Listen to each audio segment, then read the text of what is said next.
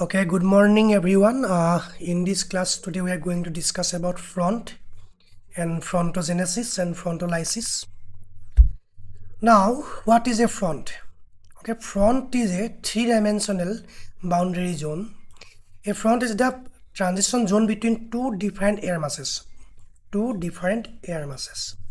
with varying densities and temperatures and humidity. Okay. Conceived by Norwegian meteorologist during World War I, the term likens this atmospheric clash to a battlefront. Cold, dense air tends to sink, while warm, lighter air tends to rise, meaning fronts are always sloped, not vertical. They are zones of low pressure, cloud formation and precipitation. Okay, this is the frontal zone. This is the sloped boundary. Okay. Now, there are two defined concepts, frontogenesis and frontolysis. The process of forming a new front or intensifying an old one, it occurs where different air masses meet and converge. Okay, different air masses meet and converge. Convergent front, okay, frontogenesis. And on the other hand, this is the opposite of frontolysis. The process of a front weakening or disappearing, okay, it occurs when air masses diverge or mix, erasing the boundary between them. Okay, it's move outward from each other, from different direction, in different direction. Okay, this is the basic concept of frontogenesis and frontolysis. Now, there are some conditions for frontogenesis.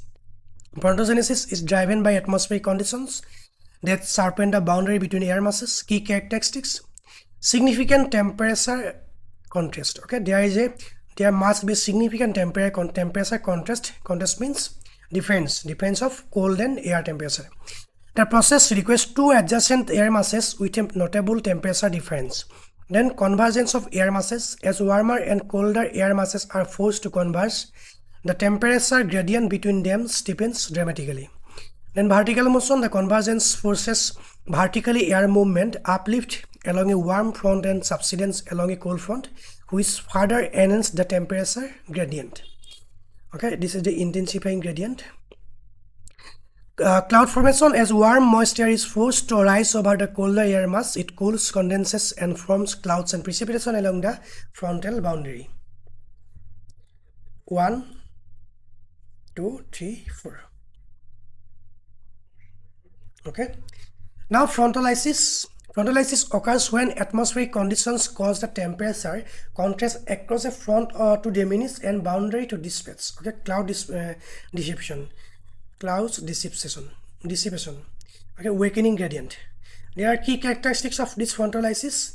Weakening temperature gradient factors such as atmospheric stability reduce the temperature difference between the air masses. Then divergence of air masses: as air masses move apart, the temperature contrast decreases, leading to the gradual dissipation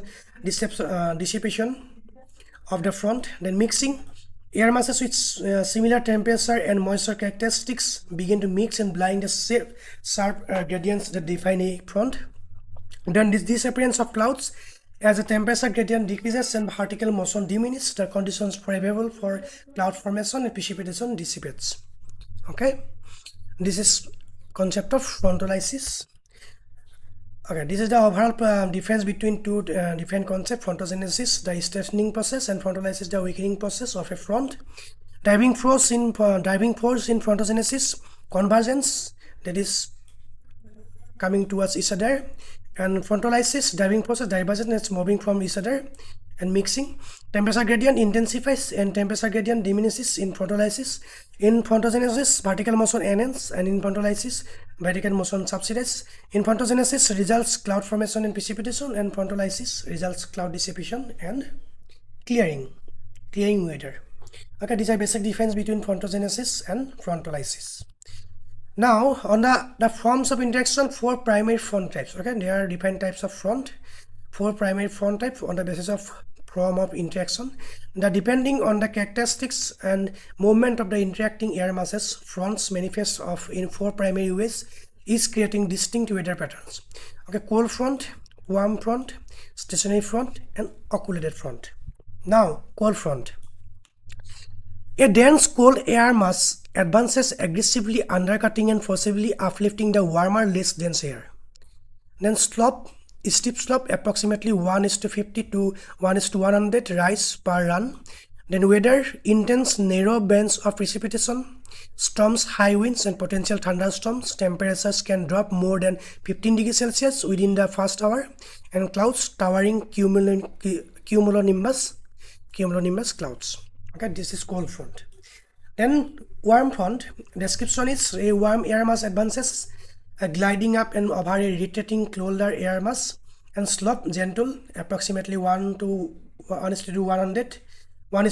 1:200 rise per run. Weather conditions: light to moderate precipitation over a wide area, often for several hours. Gradual temperature and wind shifts. Clouds, a distinct sequence: high cirrus followed by stratus, and finally nimbus stratus. Okay, this is warm front. Then stationary front. Two air masses meet, but neither is strong enough to displace the other. The front stalls. Winds on either side of the front blow parallel to it, but in opposite directions. Weather conditions often brings prolonged periods of clouds, and steady precipitation can produce substantial flooding if cyclones move along the front. In the opposite direction, occluded front description forms when a faster moving cold front overtakes a warm front. The advancing cold air lifts the warm air mass entirely off the ground, trapping it more above. Weather, complex and unpredictable, often a mixture of cold and warm front weather characteristics with erratic rainfall, common in mid-latitude cyclones.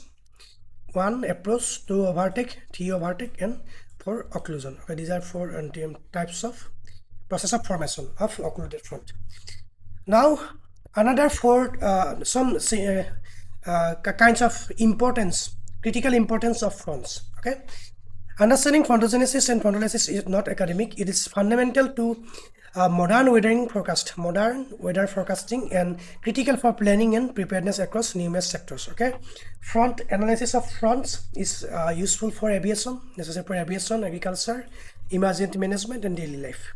Okay, predicting turbulence, thunderstorms, and changes in wind, ensuring flight safety and efficiency. Forecasting rainfall, frost, and significant temperature changes crucial for crop management and harvest. Providing advance warning for severe weather phenomena like heavy rainfall, potential flooding, and strong winds associated with frontal processes.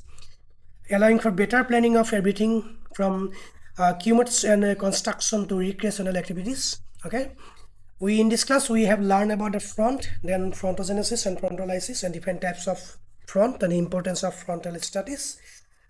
Okay, that's all for today. If you have any doubt and query, just let me know in the comment section. Thanks for watching. Thank you.